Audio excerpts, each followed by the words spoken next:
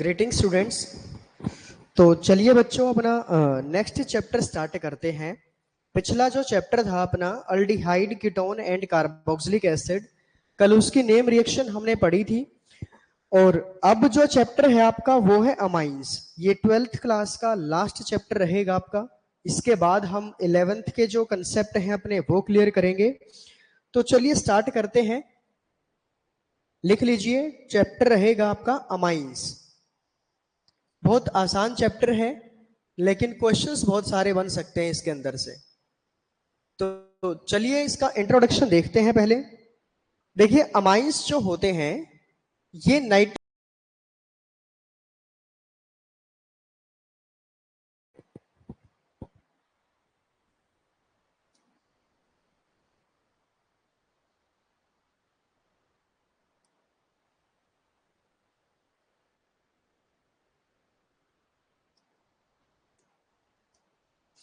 Amines जो होते हैं आपके, ये नाइट्रोजनस कंपाउंड्स होते हैं।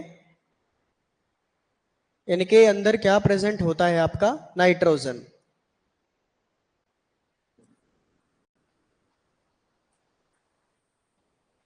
लेकिन इनका अगर हम कोई यूज अगर देखें इन कंपाउंड्स का, कहाँ होता है, इनको पढ़ना क्यों जरूरी होता है, तो बायोलॉजी में ऐसे बहुत सारी चीजें हैं जो आप पढ़ते हैं और उनके अंदर ये नाइट्रोजन आपका यूज होता है।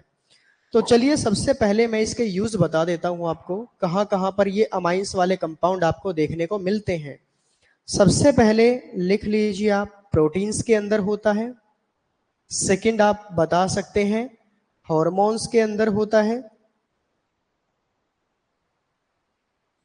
आपके जो पॉलिएस्टर होते हैं इनके अंदर होता है। आपके जो ड्रग्स बनते हैं उनके अंदर हो सकता है। जो डाइज होती है इनके अंदर हो सकता है। तो ऐसे बहुत सारी चीजें हैं बच्चों जिनके अंदर आपके ये अमाइंस वाले कंपाउंड देखने को मिल सकते हैं आपको।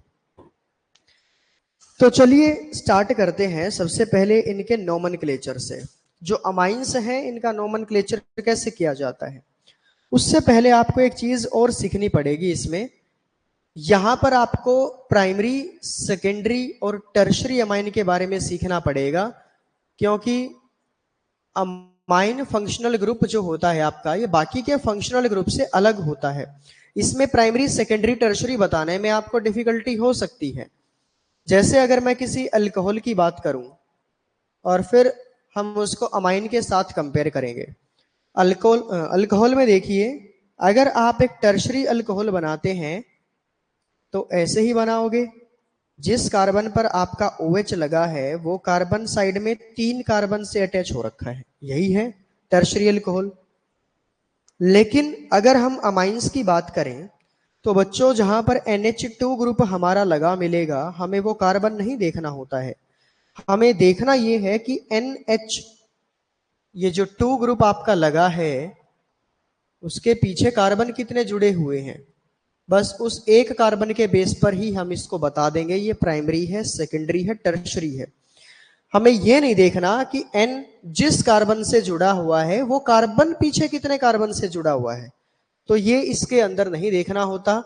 इसमें सिर्फ नाइट्रोजन को देखकर बताना होता है कि ये कितने कार्बन की चेन से अटैच हो रखा है, कितने कार्बन जुड़े हैं इसके साथ।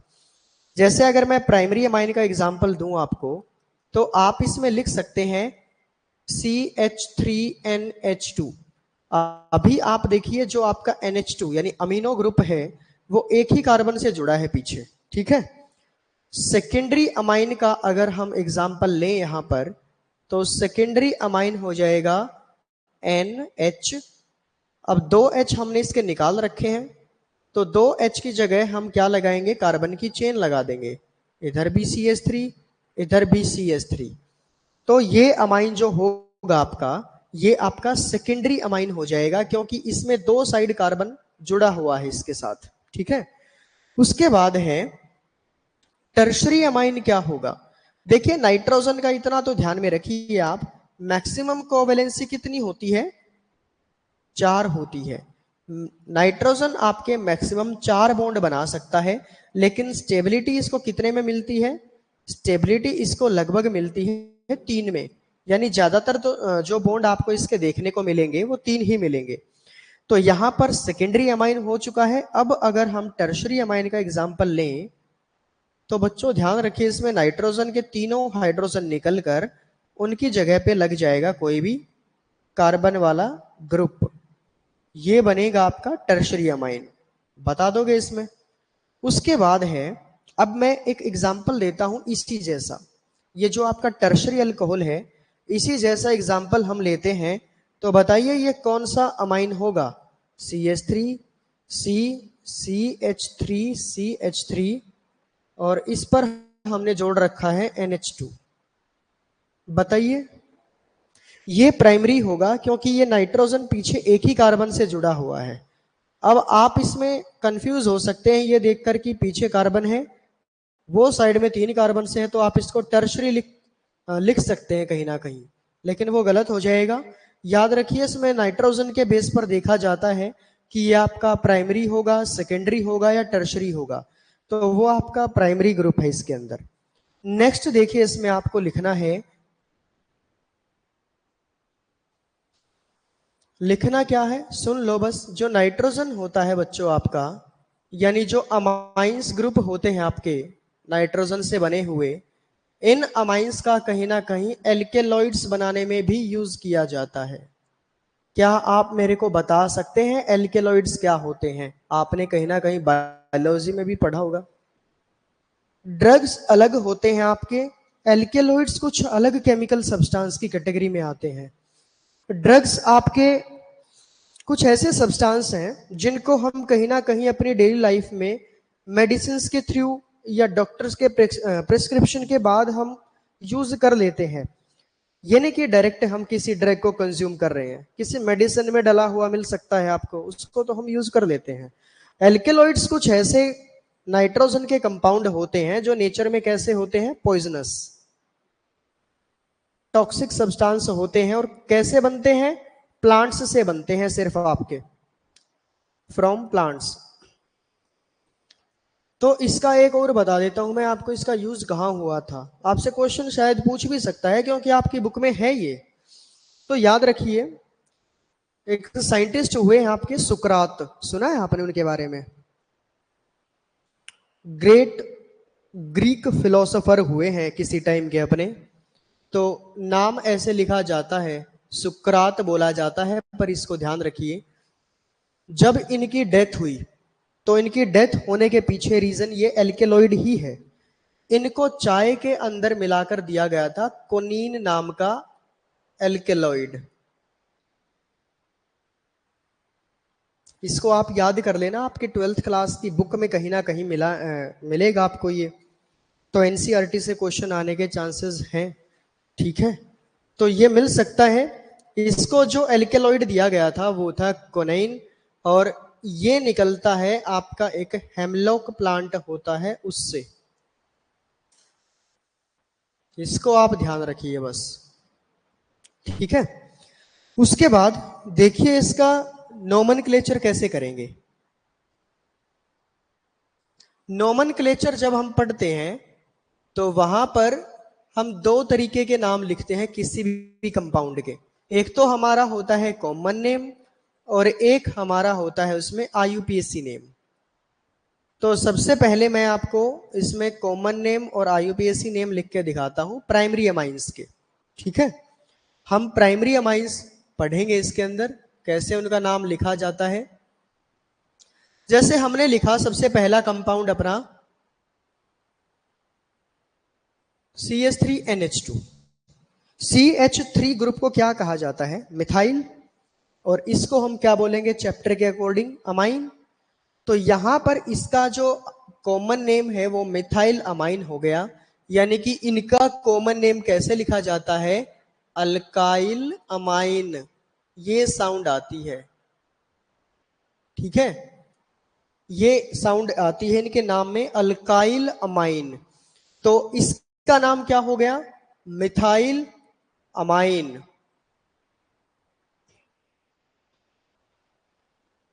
एक नाम और भी हो सकता है इनका, और वो कॉमन में ही इंक्लूड होता है, अमीनो एल्केन। अमीनो एल्केन, इसका नाम अमीनो मीथेन भी हो सकता था, लेकिन ये दोनों कॉमन नेम है इसके। आईयूपीएसी नेम कैसे लिखा जाता है? देखिए, आईयूपीएसी नेम लिखने के लिए आपको वही सीक्वेंस फॉलो करना पड़ेगा, सेकेंडरी प्रीफिक्स वाला। तो इसमें इनका नाम लिखा जाता है। आप कर क्या रहे हैं? एल्केन के अंदर से एक हाइड्रोजन निकालकर उसके अंदर क्या मिला रहे हैं? Amine group.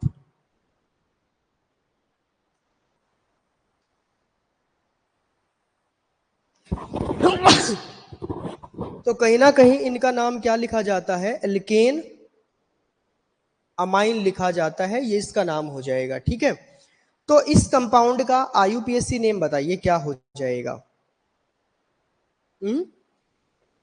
Methane amine. इस कंपाउंड का नाम हो जाएगा आपका मिथेन अमाइन।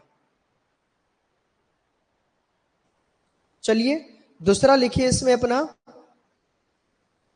CH3CH2NH2। इसका बताइए क्या नाम लिखेंगे आप? ये भी प्राइमरी है।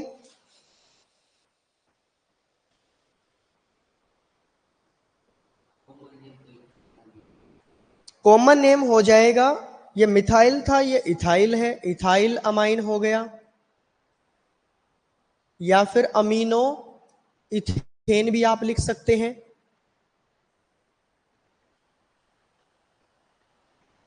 और आईयूपीएसी नेम क्या लिखेंगे?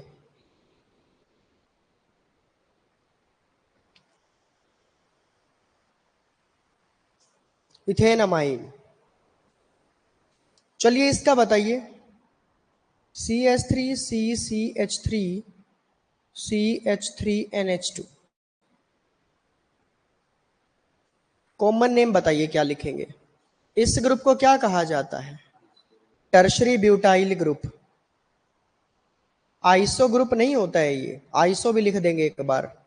इसको लिखिए टर्शरी ब्यूटाइल अमाइन, ये हो गया इसका कॉमन नेम। अब आईयूपीएसी नेम बताइए क्या होगा इसका? देखिए कार्बन की लंबी चेन कौन सी लग रही है आपको इसके अंदर? यही है। तो इसमें दोनों ही, ये भी और ये भी 2 नंबर पे मिल रहे हैं ना, 1 2 3, लेकिन ये तो सब्स्टिट्यूएंट होता है। तो इसको हम लिखेंगे 2 मिथाइल प्रोपेन, और प्रोपेन के 2 नंबर पे कौन लगा है? Amine, 2 amine. तो ये इसका नाम हो जाएगा 2 मिथाइल प्रोपेन 2 अमाइन। ठीक है, उसके बाद है, देखिए इसमें आपका जो नेक्स्ट कंपाउंड होगा CH3 CH CH3 CH2NH2। बताइए इस कंपाउंड का कॉमन नेम और आईयूपीएसी नेम आप क्या लिखेंगे?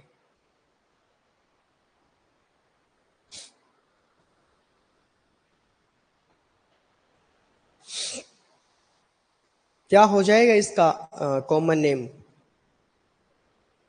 आइसो प्रोपाइल नहीं होगा, ब्यूटाइल होगा। 4 कार्बन है, इस ग्रुप को आइसो कहा जाता है, लेकिन एक कार्बन और ऐड हो गया, तो आइसो ब्यूटाइल अमाइन। और आईयूपीएसी नेम, ये कार्बन की लंबी चेन बनेगी, तो 1 2 3, यानी कि 2 पे क्या लगा है इसमें आपका? मिथाइल, 2 मिथाइल, और प्रोपेन में फर्स्ट कार्बन पे ही अमाइन है, तो प्रोपेन अमाइन। पता चल गया? लिख दोगे अब तो? उसके बाद है, ये कंपाउंड बताइए क्या बोला जाएगा आपका? साइक्लोहेक्सेन के अंदर से आपने एक हाइड्रोजन निकाला है और फिर उसमें आपने NH2 को जोड़ दिया है, तो साइक्लोहेक्सेन के अंदर से एक H निकला होगा, तो उसको हम क्या बोल देंगे? Cyclohexyl amine. Cyclohexyl amine. ठीक है, लेकिन इसका आईयूपीएसी नेम क्या हो जाएगा? Cyclohexane amine. साइक्लोहेक्सेन अमाइन इसका आईयूपीएसी नेम हो जाएगा। ठीक है, चलिए इसके बाद स्टार्ट करते हैं अपने secondary amines. Secondary amines, secondary amines में हम सबसे पहले नाइट्रोजन के ऊपर दोनों ही सेम ग्रुप लगा देते हैं। तो इसको हम क्या लिखेंगे यहां पर? देखिए अब की बार दोनों ही ग्रुप सेम है, तो कॉमन नेम हो जाएगा di methyl amine. Di methyl amine, ठीक है। लेकिन ऐसे कंपाउंड का आईयूपीएसी नेम कैसे लिखोगे आप? देखिए कार्बन की चेन अगर देखोगे तो एक ही कार्बन आ रहा है चेन के अंदर, क्योंकि बीच में नाइट्रोजन चेन को तोड़ रहा है, तो उस कार्बन को तो आप इंक्लूड कर नहीं सकते इसके अंदर। लेकिन ये जो आपका सब्स्टिट्यूएंट है ये लगा है आपके नाइट्रोजन के ऊपर, तो इसको लिखा जाता है एन मिथाइल। नाइट्रोजन पर आपका मिथाइल लगा है, और बाकी का जो ये कंपाउंड बच गए इसका नाम लिख दीजिए methane amine. N methyl methane amine इसका आईयूपीएसी नेम हो जाएगा। अब इसका बताइए C2H5NH, C2H5, दो इथाइल ग्रुप हो गए इसके अंदर, तो क्या लिखेंगे? Di ethyl amine. Di ethyl amine, और इसका आईयूपीएसी नेम क्या बनेगा? एन इथाइल इथेन अमाइन, ये बनेगा। ठीक है, उसके बाद है, लिखिए इसमें, अगर हम इन दोनों को चेंज कर दें, एक साइड में तो ले रखा है इथाइल ग्रुप, एक साइड में है मिथाइल ग्रुप, तो कॉमन नेम अगर हम लिखना चाहते हैं तो आप देखिए सबसे पहले इसमें ये मिथाइल एम से स्टार्ट होता है, ये इथाइल ई से स्टार्ट होता है, तो ई वाला पहले लिखा जाएगा, तो इसको हम बोलेंगे इथाइल, फिर आएगा मिथाइल, और ये आपका हो गया अमाइन, इसको हम बोलेंगे इथाइल मिथाइल अमाइन। ठीक है, लेकिन इसका आईयूपीएसी नेम कैसे लिखेंगे आप? जो भी छोटी चेन होती है उसको सब्स्टिट्यूएंट मान लीजिए, और इसी का नाम पहले लिख दीजिए एन लगाकर, क्योंकि एन के साथ जुड़ा है, तो एन मिथाइल, ये इथेन अमाइन हो जाएगा। एन मिथाइल इथेन अमाइन हो गया।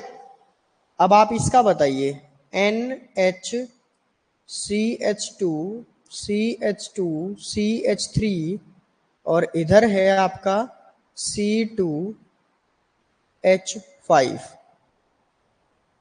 बताइए इस कंपाउंड का क्या नाम लिखेंगे आप?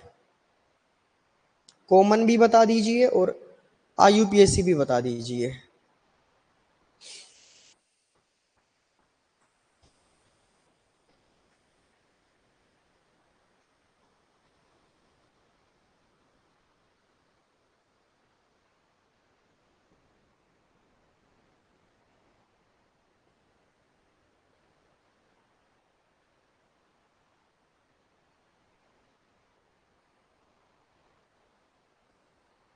क्या नाम होगा?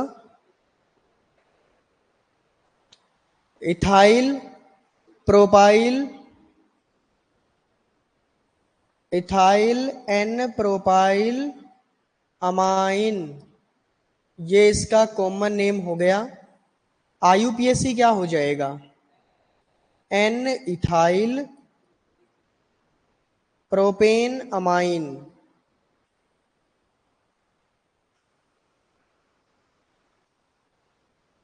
ये हो जाएगा। चलिए इसका बताइए क्या लिखेंगे आप?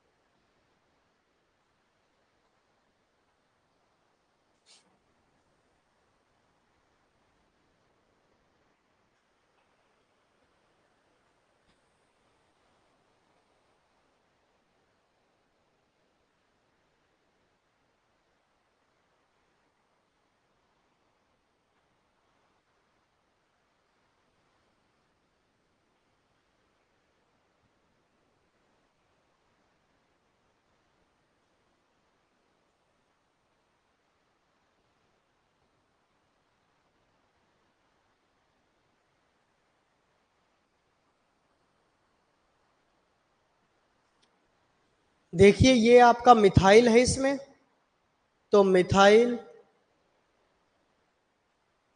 ये आइसोप्रोपाइल ग्रुप है। आइसो का आई इंक्लूड नहीं होता, पी से स्टार्ट करना है, तो मिथाइल आइसोप्रोपाइल अमाइन। लेकिन इसका आईयूपीएसी नेम क्या बनेगा? N methyl propane. Iso word use नहीं करना, iso is used for common names. तो प्रोपेन टू अमाइन, क्योंकि इस प्रोपेन में सेकंड कार्बन के ऊपर लगा है ये, ठीक है, इस चीज को ध्यान में रखिए आप। चलिए नेक्स्ट लिखते हैं हम इसमें टर्शरी अमाइंस का नोमेनक्लेचर। टर्शरी अमाइंस में हम नाइट्रोजन के ऊपर तीनों ही ग्रुप पहले सेम लगा देते हैं। बताइए इस कंपाउंड का नाम क्या हो जाएगा? तीन मिथाइल लगे हैं, तीनों सेम हैं, तो ट्राई मिथाइल अमाइन लिख दीजिए। कॉमन नेम तो डायरेक्ट पता चल रहा है इसका, ट्राई मिथाइल अमाइन, ये इसका हो जाएगा यहां पर कॉमन नेम। लेकिन आईयूपीएसी नेम देखिए, ये भी एन पर, ये भी एन पर, ये पेरेंट चेन मान लेते हैं, तो एन के ऊपर दो बार यानी एन एन, दो बार क्या लगा? मिथाइल, डाई मिथाइल, और ये मिथेन अमाइन, ये इसका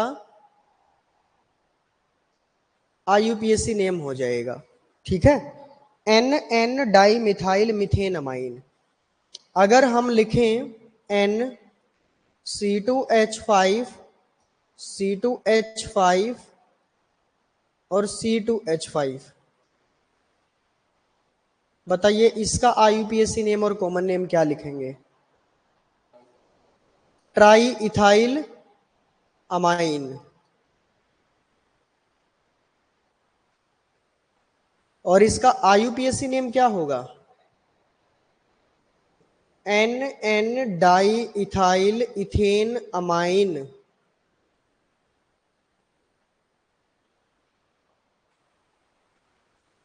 चलिए अब की बार इन ग्रुप को चेंज कर देते हैं। हम लिख लेते हैं एन के ऊपर CH3 CH3, और एक साइड में लिख देते हैं C2H5। देखिए जो दोनों छोटी चेन हैं आपकी, उनको सब्स्टिट्यूएंट मान लीजिए, ये भी और ये भी। तो N के ऊपर क्या लगा हुआ है? N N di methyl,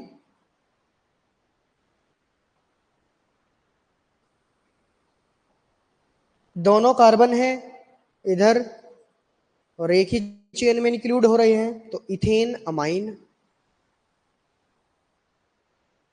ethane amine, ये इसका नेम हो जाएगा। बता दोगे? उसके बाद है, हम लिखते हैं NC2H5, C2H5 और CH3। देखिए लंबी चेन को तो पेरेंट चेन माना जाएगा, और दो हैं तो एक को मान लीजिए, बाकी दोनों आपके क्या हो गए? सब्स्टिट्यूएंट हो गई। तो ये तो बनता है M से, ये बनता है E से, तो E वाला पहले आएगा, तो N ethyl, N methyl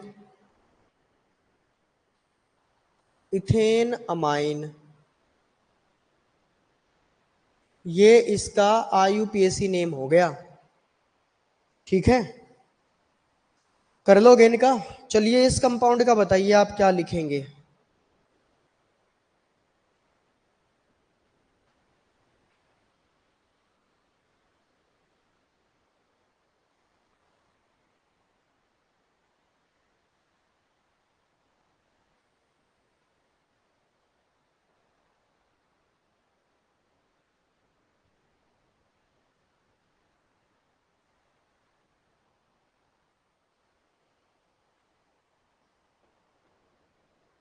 N N di methyl propane amine.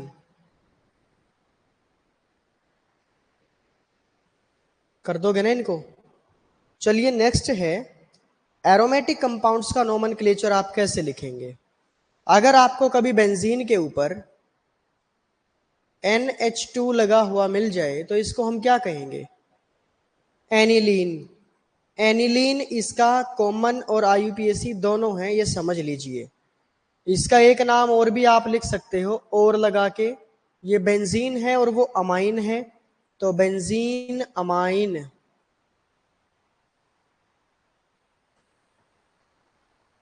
Benzene amine इसका नाम हो सकता है। अगर मैं यहीं पर NH और यहां लिख देता हूं CH3, तो इसका नाम क्या लिखूंगा अब की बार, छोटी चेन को सब्स्टिट्यूएंट मानेंगे यहां पर, तो ये N मिथाइल, सब्स्टिट्यूएंट तो आपने लिख दिया है N मिथाइल, ये इतना क्या होता है, एनिलीन, N मिथाइल एनिलीन। ठीक है, उसके बाद है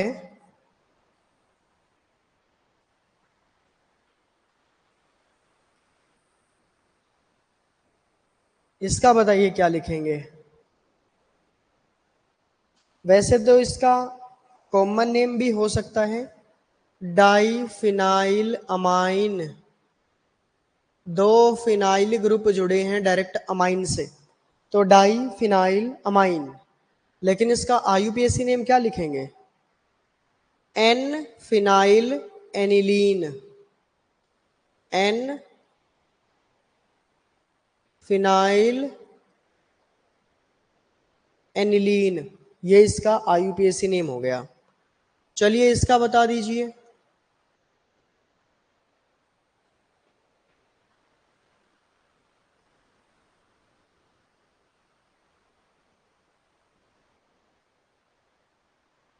क्या नाम हो जाएगा इस कंपाउंड का, कॉमन नेम तो ट्राइफिनाइल अमाइन और IUPAC नेम होगा NN डाइफिनाइल एनिलीन, ये हो गया। ठीक है, उसके बाद है, अगर आपको कभी लिखा मिले NH2 और इसके साथ यहां लगा रखा है CH3, बताइए क्या लिखेंगे नाम इसका। देखिए ये तो फंक्शनल ग्रुप है, काउंटिंग तो इसी के कार्बन से स्टार्ट होगी, तो 1 2, 2 पर क्या लगा है, मिथाइल, तो 2 मिथाइल एनिलीन।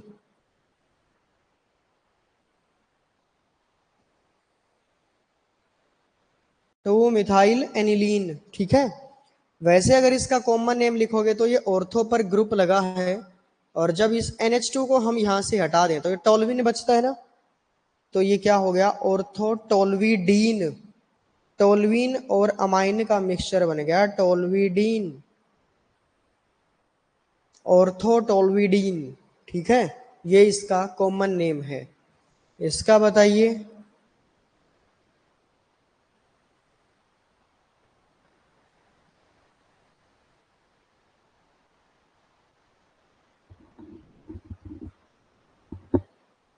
क्या, 3 मिथाइल एनिलीन।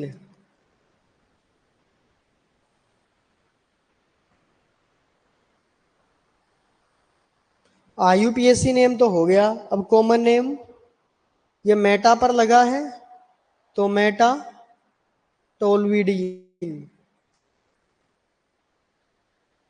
मेटा टोल्विडीन। इसका बताइए क्या होगा।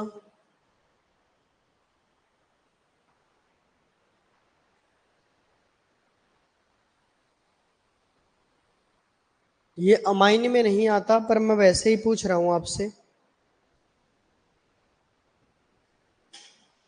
1 मिथाइल टोल्विन एक कॉमन नाम होता है, इस चीज को ध्यान में रखिए। तो 1 2 di methyl benzene,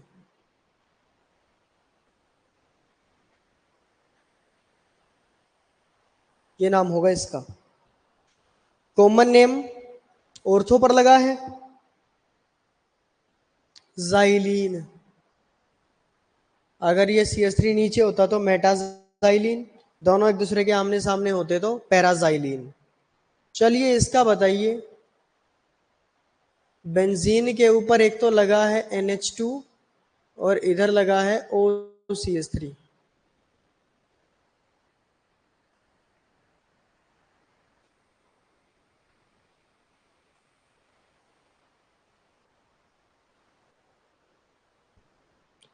to methoxy aniline, ये फर्स्ट और ये सेकंड। टू मिथॉक्सी एनिलीन, ये ऑर्थो पे लगा है, इसको कई बार कहा जाता है ऑर्थो एनिसिडीन। एनिजोल और अमाइन का मिक्सचर एनिसिडीन। अगर ये आपका पैरा पर लगा हो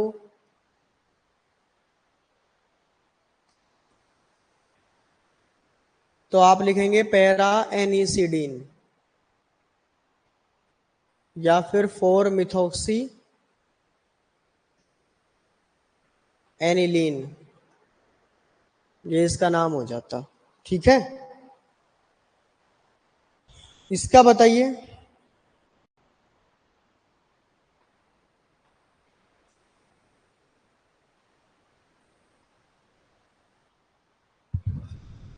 क्या लिखेंगे इसका नाम?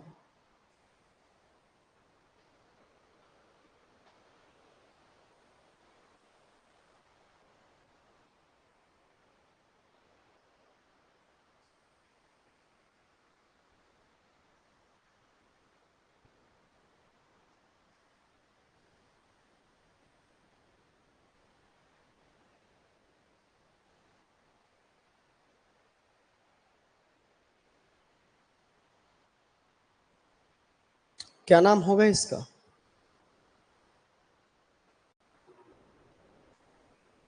ये फर्स्ट पे है, ये सेकंड पे है, तो लिख दीजिए benzene 1,2 di amine. Benzene 1,2 di amine हो गया। नोमेनक्लेचर तो आपका लगभग ये मान के चलिए अब कंप्लीट हो चुका है इसमें। अब इसमें बचती हैं आपके रिएक्शंस। तब तक एक काम और कर लेते हैं, एक ही प्रिपरेशन आती है आपकी उसमें, डायजोनियम सॉल्ट का लिख लीजिए आप, एक ही कंपाउंड है उसी की प्रिपरेशन आ जाती है। कंपाउंड है N2Cl, इसको N2Cl कहा जाता है, लिखा जाता है। तो N2 का मतलब डाई एजोनियम और क्लोरीन है तो क्लोराइड, ये इस कंपाउंड का नाम है। ये IUPAC कॉमन सब यही है इसका, डाई एजोनियम क्लोराइड। और ये कंपाउंड जो आपका बनता है डाई एजोटाइजेशन रिएक्शन से बनता है, डाई एजोटाइजेशन। अब आप एक बात बताइए, इसको जब हम क्लोरीन को यहां से निकाल देते हैं तो ये कंपाउंड बनता है आपका N2 पॉजिटिव और क्लोरीन निकल जाता है बाहर Cl नेगेटिव। ये जो पॉजिटिव चार्ज है इन दोनों में से कौन से नाइट्रोजन पे है? अगर मैं इसको खोल कर लिखने लग जाऊं इस कंपाउंड को, तो दोनों नाइट्रोजन कैसे लिखी जाएंगी इसमें? कौन से पर तो आपको पॉजिटिव चार्ज मिलेगा और कौन से पर इसमें नेगेटिव चार्ज है या नहीं है, वो बताना है। क्या? जो बेंजीन से जुड़ा है वो। देखिए, अगर इसको हम खोल कर लिख दें तो N2 N N ऐसे लिखा जाता है इसको। नाइट्रोजन के 4 बॉन्ड बन गए, फोर्थ बॉन्ड ये कोऑर्डिनेट बॉन्ड बनाता है। नाइट्रोजन 3 बॉन्ड तो बनाता है कोवेलेंट और 1 बॉन्ड बनाता है कोऑर्डिनेट। तो इसने फोर्थ बॉन्ड जो बना रखा होगा उस नाइट्रोजन के साथ कोऑर्डिनेट बॉन्ड होगा, तो इस पर लिख दो पॉजिटिव चार्ज, क्योंकि नाइट्रोजन ने खुद से दे रखा है वो इलेक्ट्रॉन उस दूसरे को। तो ये ऐसे लिखा जाता है N2 पॉजिटिव। ये पॉजिटिव चार्ज इस फर्स्ट नाइट्रोजन पे है जो आपके बेंजीन से जुड़ा हुआ है, और बाहर हम लिख देते हैं क्लोरीन नेगेटिव। तो अब इस कंपाउंड में कोई आपसे पूछे इसमें कितने टाइप के बॉन्ड प्रेजेंट हैं, बताइए, क्या क्या बताएंगे आप इसमें?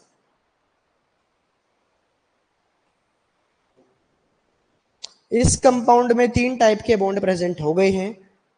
एक तो ये, दो ये कोवेलेंट हो गया, शेयरिंग से बना हुआ है। एक इस पर आया हुआ है पॉजिटिव चार्ज, यानी इसने इलेक्ट्रॉन दिए होंगे उस नाइट्रोजन को, इसके पास कमी हो रखी होगी इलेक्ट्रॉन्स की। तो दूसरा हो गया आपका इसमें कोऑर्डिनेट। देखिए मैं आपको समझा देता हूं, नाइट्रोजन के 2 बॉन्ड तो ऐसे हैं और तीसरा बॉन्ड ऐसे बनता है एरो का साइन लगकर। अगर एरो का साइन नहीं बनाया तो ये चार्ज लिखना होता है फिर। तो चार्ज इसलिए लिखा गया है क्योंकि एरो नहीं बनाया हमने। तो कोऑर्डिनेट हो गया, और ये पॉजिटिव नेगेटिव के बीच में ये जो बॉन्ड है ये आयनिक। तो ये ऐसा कंपाउंड है जिसमें ये तीनों बॉन्ड प्रेजेंट हैं आपके, कोवेलेंट, कोऑर्डिनेट और आयनिक। ठीक है। उसके बाद ये बताइए NH4Cl में कितने टाइप के बॉन्ड प्रेजेंट हैं, इस कंपाउंड में बता दीजिए। NH4Cl अमोनियम क्लोराइड में कितने टाइप के बॉन्ड प्रेजेंट हैं आपके?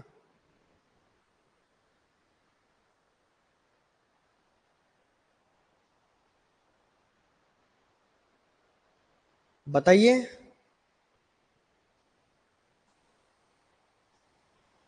देखिए इसमें नाइट्रोजन 3 हाइड्रोजन से तो जुड़ा है कोवेलेंट बॉन्ड बनाकर, 4th हाइड्रोजन को कोवेलेंट बॉन्ड से जोड़ा हुआ है इसने। नाइट्रोजन का कभी भी 4th बॉन्ड दिख जाए तो समझ लेना वो एक कोऑर्डिनेट बॉन्ड है। और बाहर क्या लगा हुआ है इस पर? क्लोरीन। क्योंकि इसने, अगर देखो आपने ये नहीं बनाया एरो का साइन, तो पॉजिटिव दिखाना पड़ता है इसके ऊपर, बाहर Cl नेगेटिव हो जाता। तो पॉजिटिव नेगेटिव की वजह से एक तो है इसमें आयनिक बॉन्ड, एक ये रहा कोवेलेंट, तीसरा ये कोऑर्डिनेट। याद रखिए कोऑर्डिनेट बॉन्ड कोवेलेंट बॉन्ड का ही एक टाइप होता है, ये इसी का एक टाइप होता है। कोवेलेंट में तो शेयरिंग दोनों तरफ से होती है, कोऑर्डिनेट में शेयरिंग सिर्फ एक तरफ से होती है। उसके बाद ये डाई एजोटाइजेशन रिएक्शन लिखकर हम इसको खत्म कर देते हैं। याद रखिए डाई एजोटाइजेशन में क्या होता है,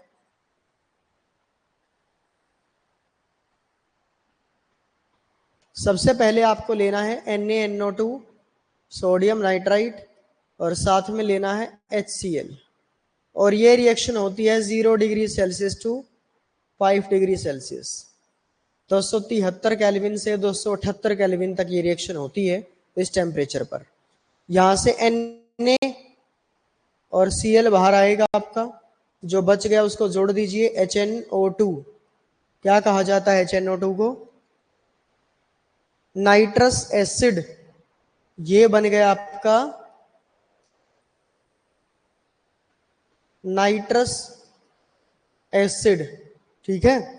इस नाइट्रस एसिड को अगर आपने एनिलीन के अंदर डाल दिया HNO2, और साथ में ले रखा है कुछ अमाउंट में HCl, सेम वही temperature 0 degree Celsius to 5 degree Celsius, क्या बनाओगे इसमें?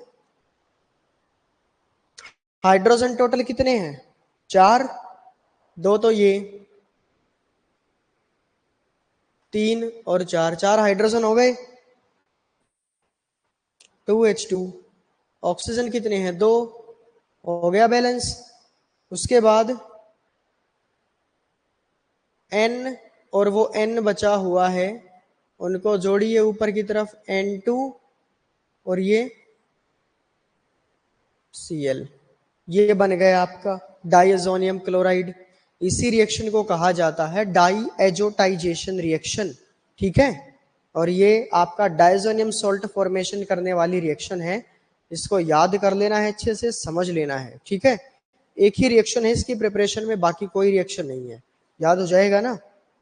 तो भाई चलिए फिर बाकी का नेक्स्ट वीडियो में करते हैं, तब तक इसको पढ़ते रहिए।